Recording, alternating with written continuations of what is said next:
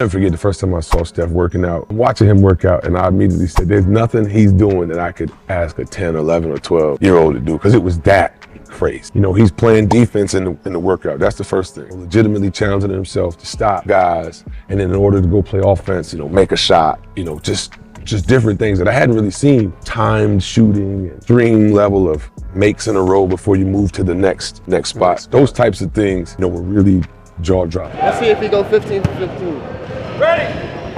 Go!